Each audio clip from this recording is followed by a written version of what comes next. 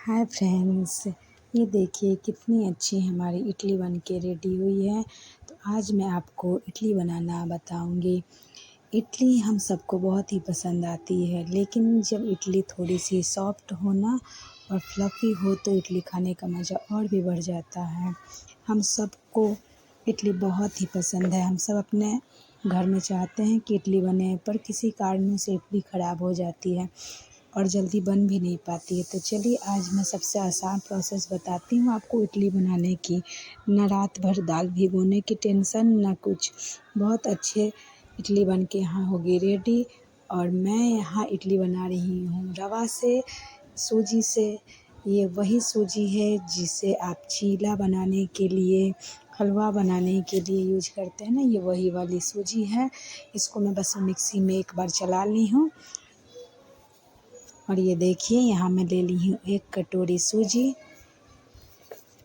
और आधी कटोरी, इससे थोड़ी सी ज़्यादा थी हमारे पास, दही।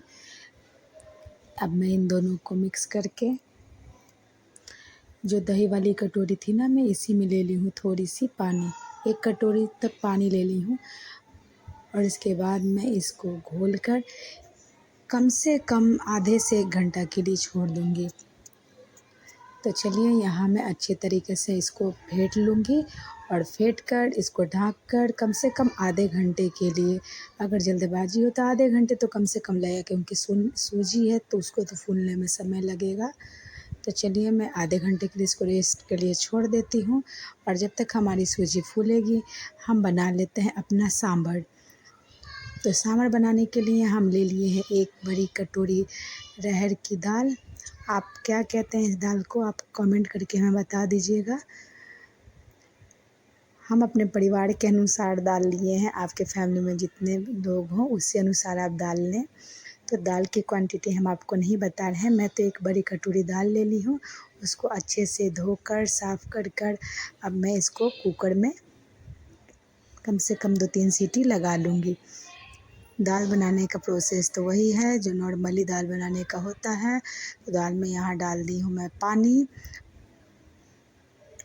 और बस कुछ नहीं, हल्दी और नमक डालकर इसको 2-3 सीटी आने तक पका लूँगी। दाल तो नॉर्मल दाल ही है। और इसको सांभर मसाला डालने के बाद ये दाल सांभर का रूप में आ जाता है। तो चलिए, नॉर्मली दाल आप जैसे बैठाते हैं उसी प्रकार से ये दाल बनेगी।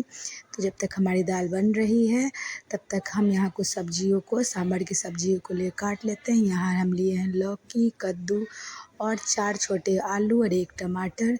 और ये है थोड़े से हमारे पास बोरो, आप लोग क्या कहते हैं, यहाँ बीन्स भी कहते हैं। और मैं ले ली हूँ 2 प्याज और 2 से 3 हरी मिर्ची।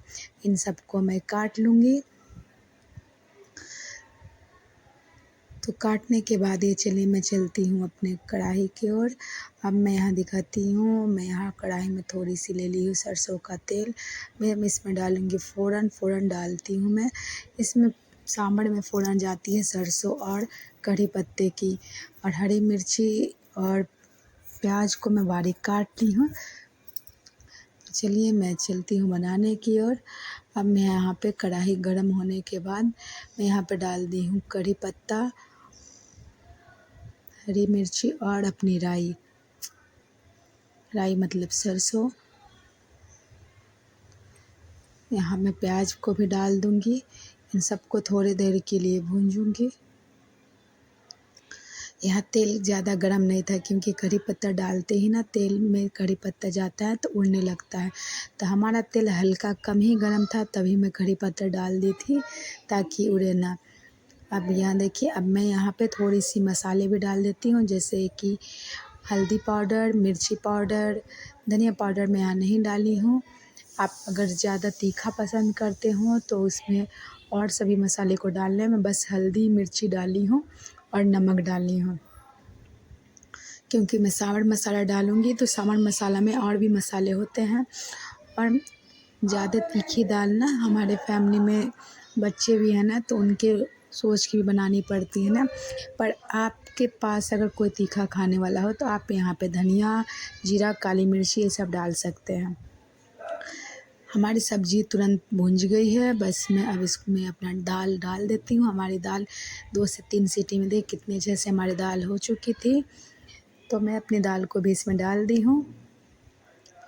दाल बनाने की प्रोसेस लंबी ही थी और दाल बनाने का सेम प्रोसेस था, तो इसलिए मैं दाल का बताई नहीं हूँ आपको कब मैं कि कुकर से निकाली हूँ, डायरेक्ट मैं इसमें डालते हुए बताई हूँ। ये देखिए यहाँ मैं ले ली हूँ सांभर मसाला।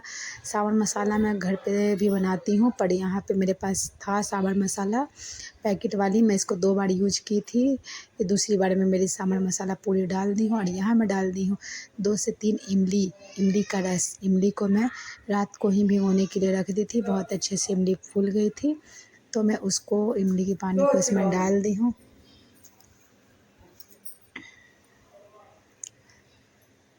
तब तक हमारा सांभर भी बन के हो गया है रेडी। अब मैं अपनी इडली को देख लेती हूँ और इडली बनाने की चलती हूँ। तो इडली बनाने से पहले मैं यहाँ इडली के सांचा, जो स्टील का सांचा होता है ना, मैं वो वाला ली हूँ। आप कोई सा भी ले लें। तो इसके लिए देखिए हम थोड़ी सी पानी डालकर चढ़ा दिए हैं और मैं इडली के सांचे में तेल लगा देती हूँ। हाथों की मदद से, चम्मच की मदद से या किसी भी चीज़ से, हमें ब्रश से लगाई हूँ, सब में हल्की हल्की सी तेल लगा दें। और अब मैं अपनी इडली के बैटर को इसमें डाल देती हूँ। एक एक करके थोड़ी थोड़ी इडली के बैटर को पूरा फुल ना करें, हल्का कम ही रहे उतना ही डालें। आपको दिख रहा है ना कि अभी मैं कम कम डाल रही हूँ, लेकिन ये फूलने के बाद ना ये जितनी जगह है ना इन सब पे आ जाएगी। इस प्रकार से आप भी डाल लें, ज़्यादा नहीं भरें। इसको देखिए मैं थोड़ी देर के लिए डीप डीप कर दी ना, ये पूरी बराबर हो गई। अब मैं दूसरी में वाली में भी रख देती हूँ। तो चलिए हम अपनी इडली बनने के लिए रख दिए हैं। ये मैं इडली का स्टील का सांचा ली हूँ और अब मैं यहाँ बना लेती हूँ मूंगफली की चटनी। मूंगफली की चटनी मैं अपने अंदाज से बता रही हूँ, हर किसी का अपना अंदाज होता है चटनी बनाने का। तो यहाँ मैं इस प्रकार से हमेशा जब भी इडली बनाती हूँ ना, तो मैं ऐसे ही बनाती हूँ। थोड़ी सी मूंगफली, जीरा और ये सूखी लाल मिर्ची को ना तवा पे रोस्ट कर लेती हूँ, इससे हल्का सोनापन आ जाता है। तो चलिए मैं ले ली हूँ छोटी वाली मिक्सी की जार और उसमें मैं अपनी चटनी को पीस लूँगी। पर पीसने से पहले अभी मैं इसमें डाली हूँ लहसुन और मैं डालूँगी थोड़ी सी टमाटर कटी हुई, ज़्यादा नहीं, थोड़ी सी कटी हुई टमाटर ले ली हूँ। और यहाँ मैं चने की दाल ले ली हूँ, जिसको मैं पानी में डालकर फुला ली थी।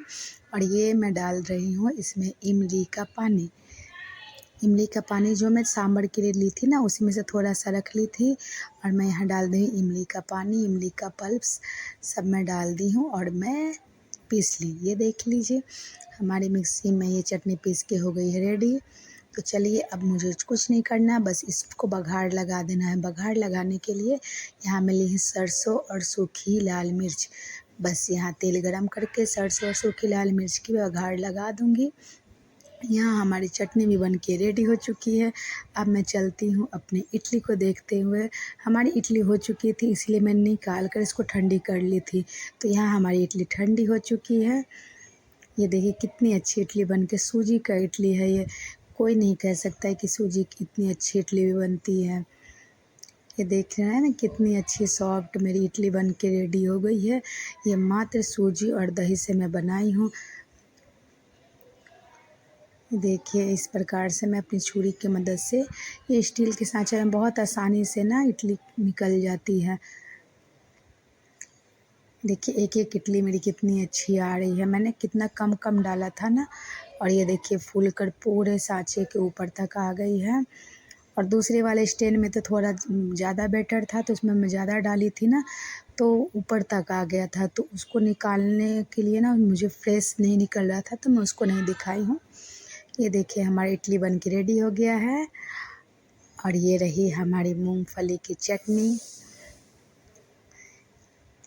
इडली के साथ हमेशा मैं यही चटनी बनाती हूँ। और ये रही हमारी गर्मा गर्म सांभर, जिसको मैं धनिया के पत्ते से सर्व करें। ये देखिए, और आप भी इसी प्रकार से अपने घर पे बनाइए रवा इडली। सॉफ्ट सॉफ्ट नरम नरम रवा इडली बनाइए और आप अपने